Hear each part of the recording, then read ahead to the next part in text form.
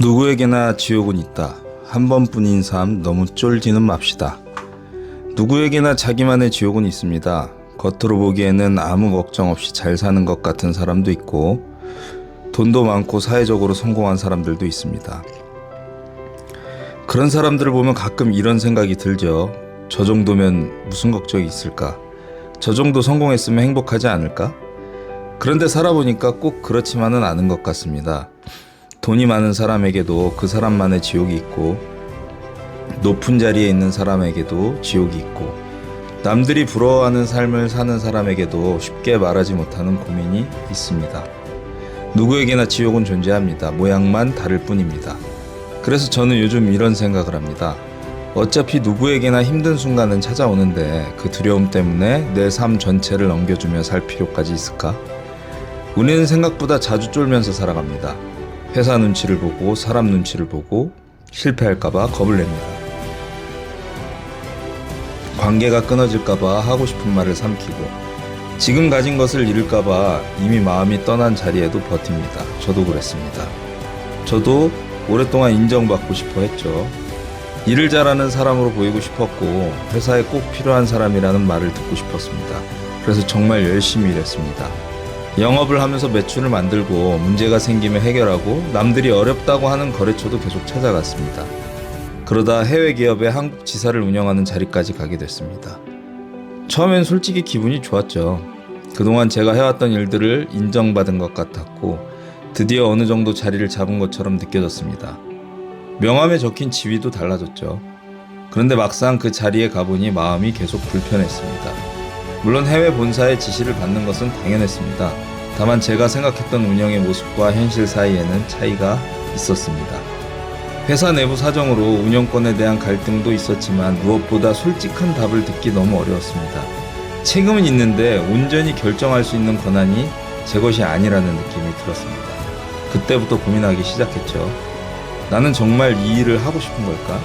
아니면 이 자리에 있는 내 모습을 놓지 못하고 있는 걸까? 2주 정도를 고민했습니다. 계속할 이유도 충분했고 내려놓을 이유도 충분했습니다. 가족도 있었고 앞으로의 수입도 걱정됐죠. 그만두면 사람들이 실패했다고 생각할 것 같았고 여기까지 왔는데 조금만 더 버텨야 하는 것 아닌가 하는 생각도 들었습니다. 그런데 결국 인정하게 됐습니다.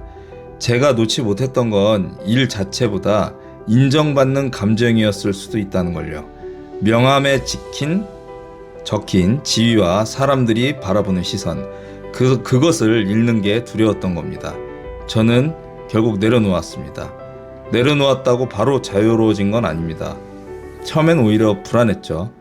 앞으로 무엇을 해야 할지도 명확하지 않았고 제가 내린 결정이 맞는지도 확신할 수 없었습니다.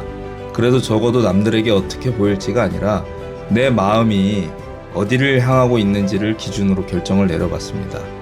성공의 기준이 뭔지는 잘 모르겠지만 마음은 이미 떠났는데 성공한 사람처럼 보이기 위해서 계속 버티는 것이 제가 원하는 삶은 아니었습니다.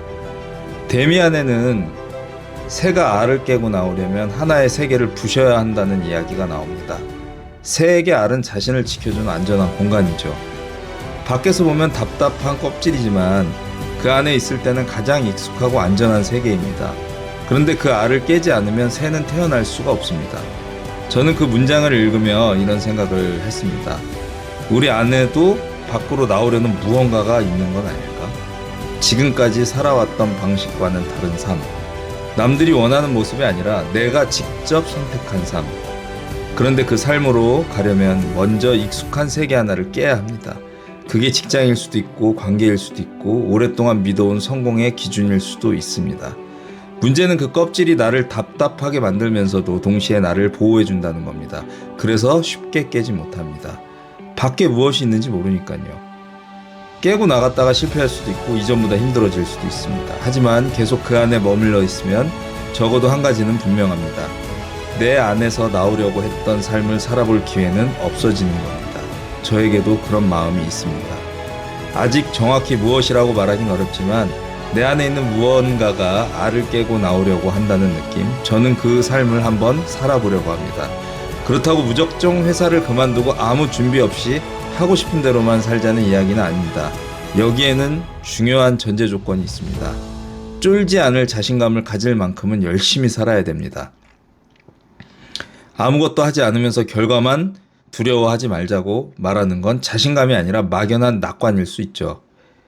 내가 할 수 있는 준비는 해야 합니다. 실력을 쌓고 실패를 경험하고 책임져야 할 것을 책임지면서 살아야 합니다. 저도 제가 잘났기 때문에 덜 두려워진 것이 아닙니다. 여러 번 부딪혀봤고 문제가 생길 때마다 어떻게든 해결해봤고 판이 바뀌어도 다시 적응해본 경험이 있기 때문에 아주 조금 덜 쫄게 된 겁니다. 열심히 산다고 반드시 성공한다는 보장은 없죠. 노력한 만큼 돈을 버는 것도 아니고 누구보다 성실하게 살았다고 반드시 좋은 결과를 받는 것도 아니라고 생각합니다.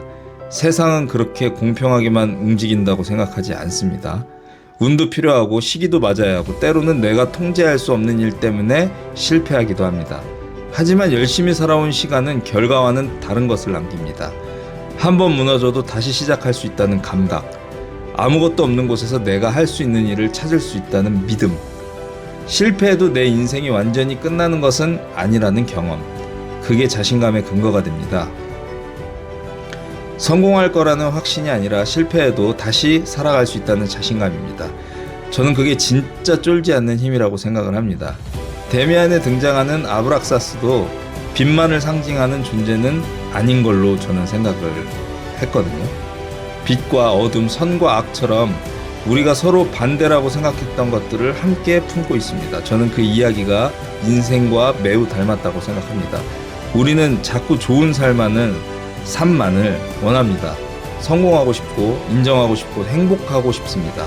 실패와 불안, 질투와 욕심 같은 감정은 없애야 할 것처럼 생각을 합니다. 그런데 사람은 그렇게 반쪽으로만 살아갈 수 없는 것 같습니다.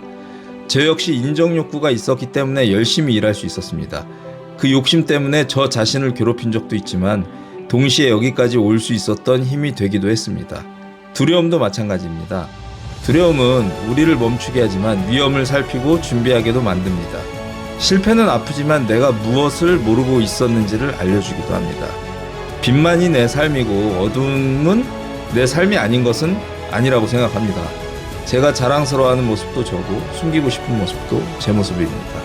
둘 다 인정해야 비로소 내 삶 전체를 바라볼 수 있습니다.